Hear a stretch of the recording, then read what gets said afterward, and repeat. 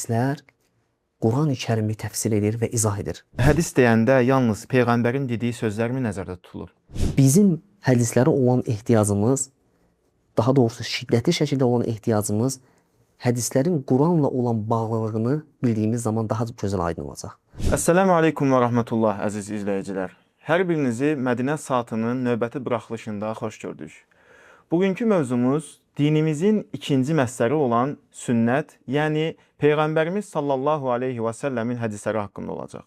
Və bugünkü qonağımız Mədinə İslam Universitetinin məzunu Ramin Məmmədovdur. Xoş gəlmisiniz Ramin müəllim. Allah razı olsun. Barakallahu.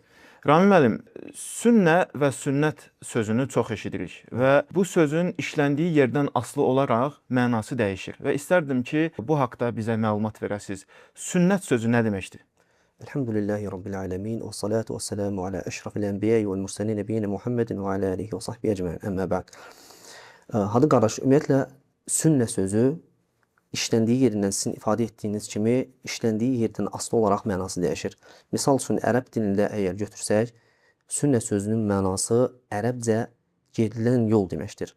O gedilən yolun yaxşı və ya pis olmasından asılı olmayaraq, necə ki, hədisdə gəlir, kim İslamda gözəl bir yol qoyarsa və yaxud da ki, kim İslamda pis bir yol qoyarsa, hədisində ifadə olunur. İslam dinində isə istifadə olunan fənnin yerinə görə həmçinin dəyişir. Misal üçün, fəqihlərə görə sünnə bir əməli etdiyi zaman əcr qazanan, savab qazanan və onu tərk etdiyi zaman günah qazanmayan əməllərə deyilir. Yəni ki, müstəhəb əməllər və bunun müqabili vaciblərdir.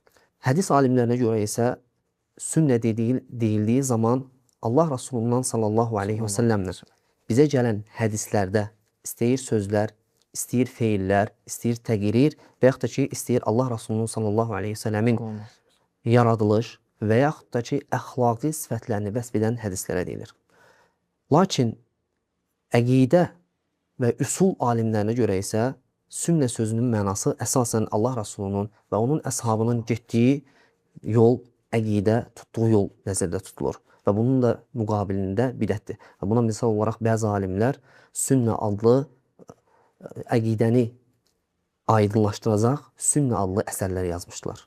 Demək, daim Quranla yanaşı istifadə olunan sünnət sözü Peyğəmbərimiz sallallahu aleyhi və səlləmin hədisləridir. Hədis deyəndə yalnız Peyğəmbərin dediyi sözlərmi nəzərdə tutulur? Xeyr, hədis deyildikdə təbii ki, yalnız Allah Rasulunun sallallahu aleyhi və səlləmin sözləri ilə məhdudlaşmır. Əksinə, hədis məfhumu bundan daha genişdir. Hədis məfhumu ümumi olaraq 4 dənə şeyi özündə əhatə edir. Birinci olaraq qövlü hədis. Yəni Allah Rasulunun sallallahu aleyhi və səlləmin istifadə elədiyi sözlər və dediyi və bizə çatan sözləridir. Buna misal olaraq innəməl əməlu bin-niyyət. Əməllər yalnız niyyətlərə görədir və həmçinin halal bəllidir, haram bəllidir. İkinci qismi isə Allah Rasulunun sallallahu aleyhi və səlləmin etdiyi əməllər və sahabələrin bizə nəql etdiyi, Allah Rasulunun bizə nəql etdiyi əməllərdir. Buna misal olaraq Allah Rasulunun sallallahu aleyhi və səlləm namazı necə əda etməsi, həcci necə əda etməsi və həmçinin dəstəmaz almaq sifəti və s. Üçüncü qismi isə Allah Rasulunun təqrir etdiyi əməllərdir. Təqrir yəni təsdiq etdiyi. Yəni Allah Rasulü sallallahu aleyhi və səlləm huzurunda kimsə bir əməl edibsə və yaxud da ki, hansısa bir söz istifadə edib və yaxud da Allah Rasuluna çatıb, susub və yaxud da onu gözəl qarşılayıb, bu əməllərə təqriri hədis, təqriri, yəni Allah Rasulunun təsdiqlədiyi və inkar etmədiyi sözlər və əməllərdir. Və əgər ən azından həmənki əməllər ya sünnədir, ya da ki, vacibdir başqa bir hədislərlə və ən azından mübah sayılan əməllərdir. Çünki Allah Rasulü sallallahu aleyhi ve sellem heç zaman batil bir sözün qarşısında və yaxud da batil bir əməlin qarşısında susması qeyri-mümkündür. Dördüncü qismi isə vəsfi hədislərdir. Vəsfi hədislərdən məqsəd Allah Rasulunun sallallahu aleyhi ve sellemin yaradılışını, xilqətini və yaxud da ki, onun əxlaqını bizə vəsf eləyən, gəlib çatan hədislərdir. Müəllim, bəs hədislərin İslamda yeri nədir? Onlar Quran kimi vəhiydirmi? Və həmçinin Quran mövcud olduğu halda hədisə hansı yöndən ehtiyacımız var? Gözəl sualdır, hadi qardaş. Allah sənə bərəkət versin.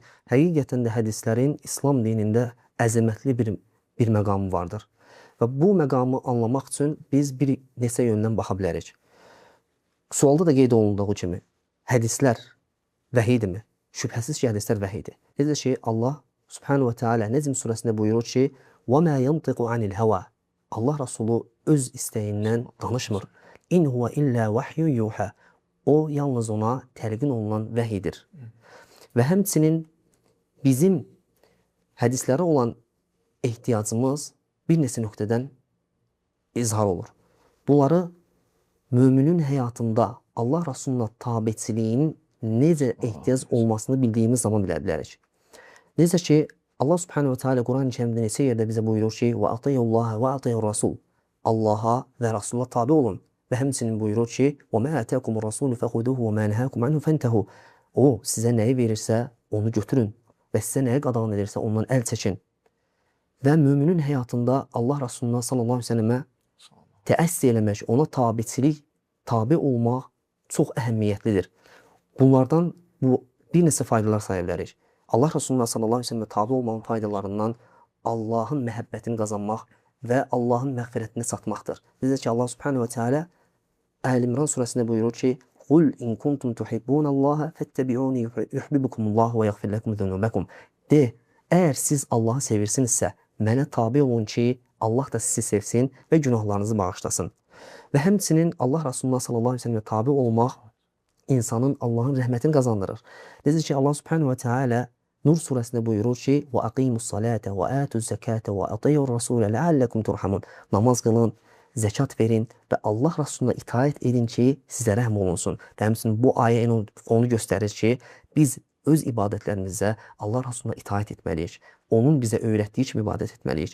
Və həmçinin bizim hədislərə olan ehtiyacımızın şiddətliyini izhar edən ən böyük şeylərdən biri olur ki, insanın imanı yalnız Allah Rasuluna sallallahu aleyhi ve sellemə tabi olmaqla tamamlanır.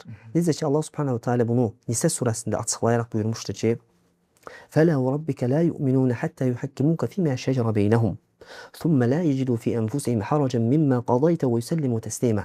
Xeyr, sənin Rəbbinə and olsun ki, ey Peyğəmbər, onlar aralarında düşən mübarizədə, bu ayaqdakı mübahisədə səni hakim təyin etmədikcə və sənin verdiyin hökmdə qəlblərində heç bir narahatçılıq tapmadan tam təslim olmadıqca iman gətirməzlər. Bizim hədislərə olan ehtiyacımız, daha doğrusu şiddətli şəkildə olan ehtiyacımız hədislərin Quranla olan bağlılığını bildiyimiz zaman daha gözəl aydın olacaq. Hədisin Quranla bağlılığı dörd tərəfdəndir. Birinci hissəsi Quran-ı Kərimdə gələn ayələri təkid etməsi, onları daha da vurğulaması, vacibliyini bildirməsi. Məsəl üçün Allah Subhanahu Teala Quranda buyurur ki, namaz qılın, oruç tutun, zəkat verin, valideynə yaxşılıq edin. Və həmçinin hədisdə də Allah Resulü sallallahu aleyhi ve sellem bunları bildirir. Onların mükafatını, onları tərk edənin cəzasını bildirir, açıqlayır, təkid edir. İkinci qism isə hədislərin Quranla olan bağlılığı, hədislərin ayələri təfsir etməsi və açıqlamasıdır. Belə ki, Quran-ı Kərimdə bir neçə hökmlər cümlə, ümumi olaraq gəlir. Allah Subhanahu Teala məsələsini buyurur ki, namaz qılın. Və Allah Resulü sallallahu aleyhi ve sellem deyir ki, "Sallu kəmə rəeytumuni usalli."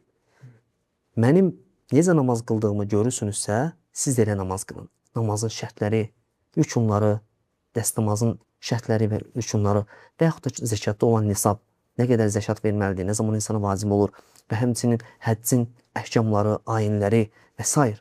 Belə ki, hədislər Quran-ı Kərimi təfsir edir və izah edir. Və bizim hədislərdən müstəğni olmamız qeyri-mümkündür. Hədislərin Quranla olan bağlılığını bildirən üçüncü qismi isə Quran-ı Kərimdə gələn hökmləri, ümumi hökmləri bəzilərini istisna etməsi və yaxud da ki, məhdudlaşdırması, onların həddini nə qədər olmasını, miqdarını bildirməsidir. Buna misal olaraq Allah Subhanahu Teala Quran-ı Kərimdə oğurluq edən kişi və qadının əlini kəsməsi bizə bildirib, əmr edib. Lakin Quran-ı Kərimdə nə zaman, nə qədər miqdarda oğurluq edənin əli kəsilməsi vacib olur və əli kəsildiyi zaman hardan kəsilir? Bunların hamısı nədir? Allah Resulü sallallahu aleyhi ve sellem bizə izah edib. Və həmçinin Quran-ı Kərimdə gəlir ki, "Hurrimet aleykumul meytetu veddem." Sizə qan, beleş, əti haram edildi. Və həm Allah Resulü sallallahu aleyhi ve sellem isə hədisdə buyurur ki, dənizin suyu haqqında soruşulanda "El-hillu meytetuhu və huvet-tahuru ma'uhu el-hillu meytetuhu." Onun suyu təmiz, ölmüş isə, leşi isə halaldır. Yəni balıqlar misal üçün və yaxud da dənizdə yaşayan hər hansı bir heyvanlar. Və həmçinin dördüncü qismi isə, hədisin Quranla bağlı olan dördüncü qismi isə bu hədisdə müstəqil şəriət hökmləri gəlməsidir ki, o hökmlər Quran-ı Kərimdə yoxdur. o hökmlər haqqında Quran-Kərim susmuşdur və Allah Resulü sallallahu əleyhi və səlləm bizə bəyan etmişdir. Buna misal olaraq da ki, Allah Resulü sallallahu əleyhi və səlləm bu sözünü deyə bilərik ki, Allah Resulü buyurur ki, daha doğrusu bir qadınla onun bibisini və yaxud da ki, xalasını bir yerdə evlənməyi qadağan etmişdir. Bilirik ki, Allahu Teala Qurani-Kərimi qiyamətə qədər qoruyacağına vəd verib. Bəs hədislər necə? Onlar da qorunurlarmı?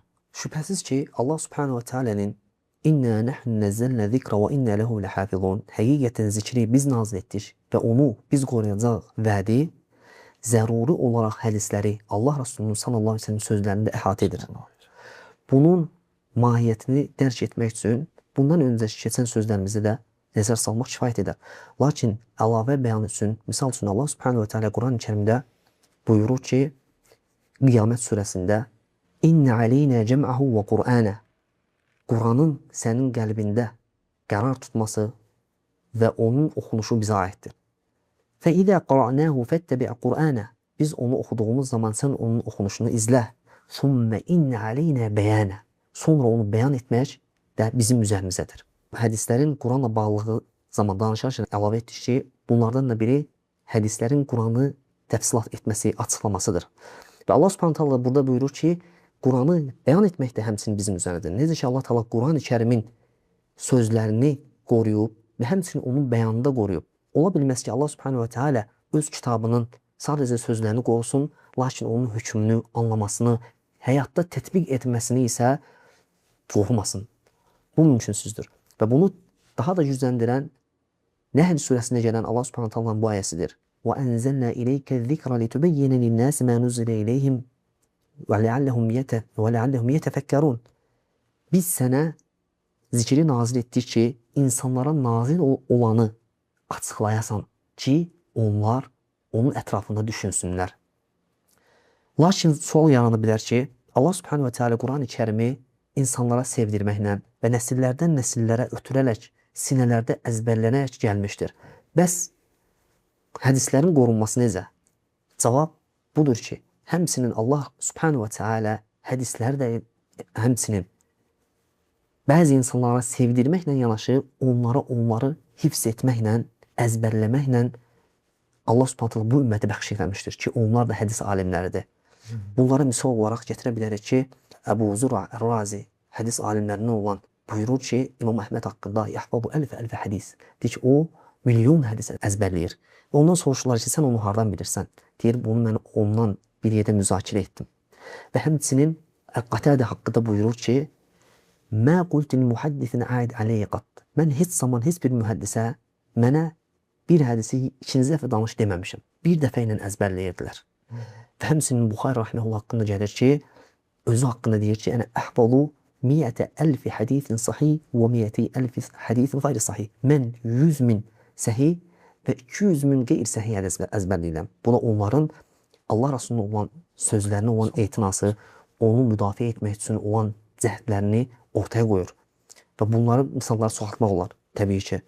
Və bununla yanaşı bizim bildiyimiz İslam dinində, İslam dininə xas olan, müsəlmanlara xas olan hədis elmi deyən bir şey var ki, orada xüsusi dəqiq bir qaydalar qoymaqla hədisləri araşdırmışlar, onların səhihini zəifindən ayırmışlar.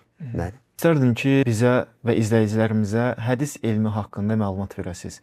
Hədis alimləri bir hədisin səhih, haqq və digərinin isə zəif və batil olduğunu necə bilirlər?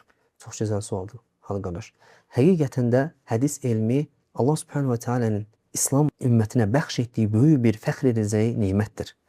Belə ki, sahabələrdən, daha doğrusu tabiinlərdən varid olmuş ki, demişlər ki, əl-isnədu minəd-din, isnad dindəndir. Və hədis alimlərinin hədisə yanaşmaları iki tərəfdəndir. Birincisi hədisin İslam tərəfindən, yəni hədisi rəvayət edən ravilər baxımından qoyduğu şərtlərdir.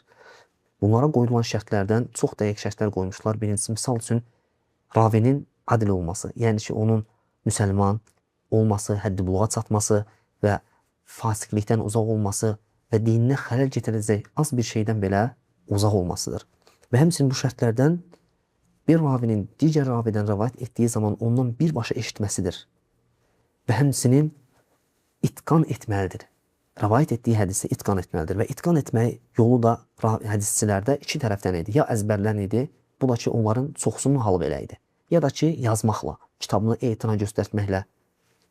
Və bir çoxunun bir neçəsinin halı isə ikisini bir yerdə cəm etmək idi. Həm hədisi əzbərləyirdi və həm də onları yazırdılar. Bu da ən güclü təbəqəsidir.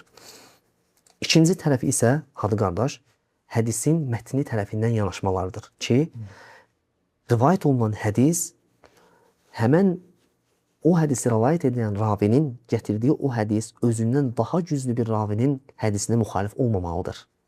Və həmçinin ona zərər gətirəcək, gizlin və bəzilərinə örtülü qalan və hədisə xələl gətirəcək eyblərdən uzaq olmasıdır ki, ona da əl deyirlər, iləl elmi, ona da yalnız hədis elmində uca bir məqama çatan alimlər bilirlər.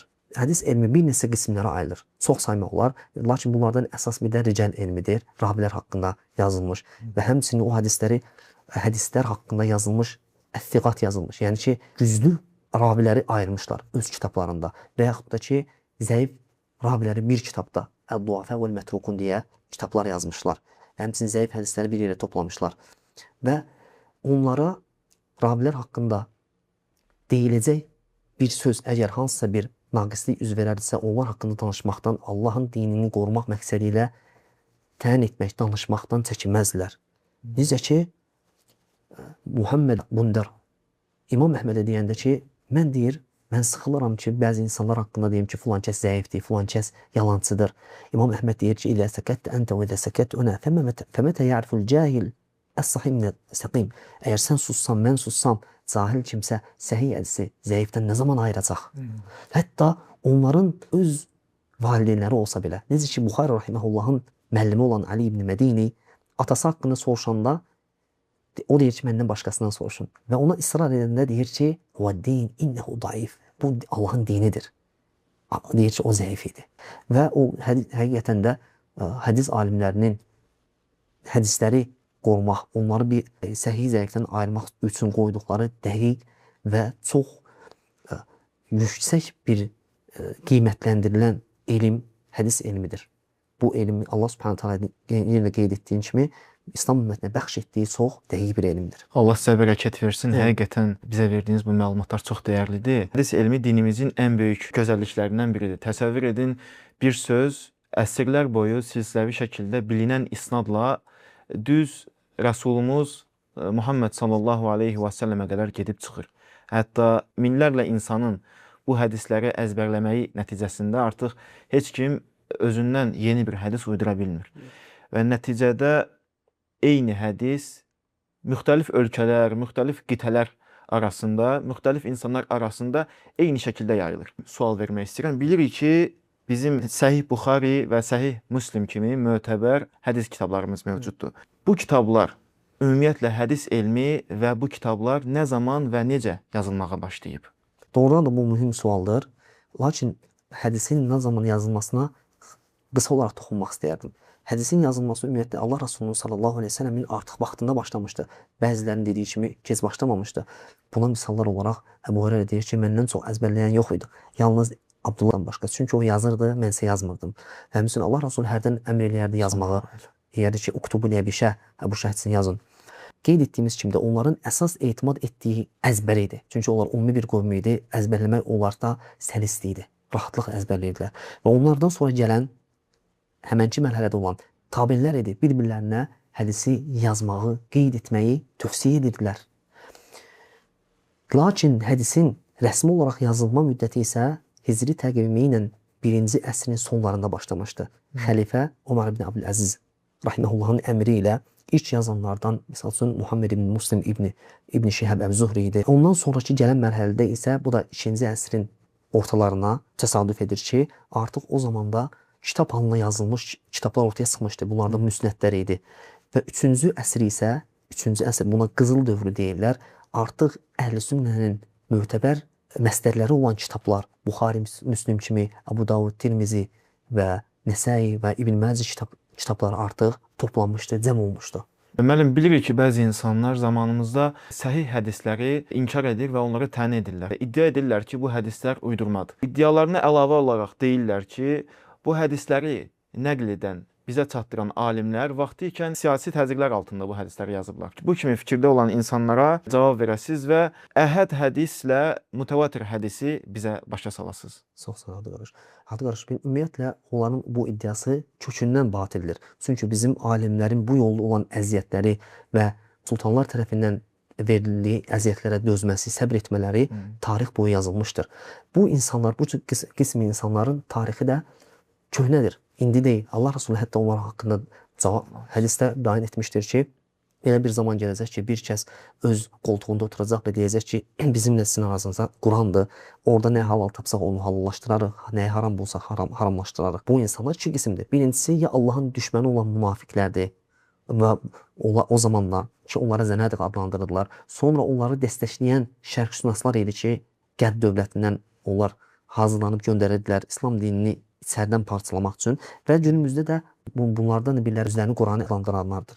Bu qism insanlar təbii ki, onlarda çəkinmək, onları dinləməmək insanlara vacibdir ki, onlardan uzaq olsunlar. İkinci qismi insanlar isə cahil, öz dinindən xəbərsiz olan müsəlmanlardır ki, bu cür şübhələrə düşürlər. Onlara da tövsiyə etmək, bu şübhələrini aradan qaldırmaq bizim üzərimizə düşən vacibdir. Mütəvatir və əhəd hədislərə gəlincə, hədislərin bizə çatma sayına görə iki qismə ayrılır ümumi olaraq hədislər, mütəvatir və əhəd. Mütəvatir dedikdə, yəni ki, çox ravilərin adətən yalan üzərində ittifaq etməsi qeyri-mümkün olan hədislərdir ki, elə bir sayı çatır ki, onların yalan üzərində ittifaq etməsi mümkünsüzdür. Əhəd hədislər isə mütəvatir olmayan hədislərə deyilir. Əhəd hədislərə tən edənlər ümumiyyətlə tarixdə ilk olaraq mütəzilələr olmuşdular. Bu da ki, əhl-i sünnənin özəlliyindəndir ki, əhəd hədislərlə əməl edirlər. Fərqi yoxdur, istəyir əqidədə gəlsin, istəyir əməllərdə gəlsin. Əgər bir hədis səhih olursa, əhl-i sünnə bu görüşdədir ki, əhəd hədislərlə əməl edir. Bu fərqi yoxdur. Buna da İmam Şafii rəhməhullah ilk öncə 300 hədisi öz kitabında cəm etmişdir və orada məna ilə mütəvatir olan hədisləri onlara zidd olaraq rəddiyə vermiş. Onlara rəddiyə vermək üçün həmin kitabı yazmışdır. Bu haqda alimlər geniş danışmışdılar. Təşəkkür edirəm Ramin müəllim. Dəvətimizi qəbul edib, buraxılışımıza, verilişimizə gəldiyiniz üçün və bu gözəl məlumatları bizimlə paylaşdığınız üçün. Sağ olun. Belə əziz izləyicilər, bugünkü buraxılışımızın sonuna gəldik. Ümid edirəm ki, bu gözəl mövzulardan faydalandınız. Növbəti buraxılışlarda görüşənədək. Sağ olun, salamat qalın. Əssəlamu aleykum və rəhmətullahi və bərəkatuhu.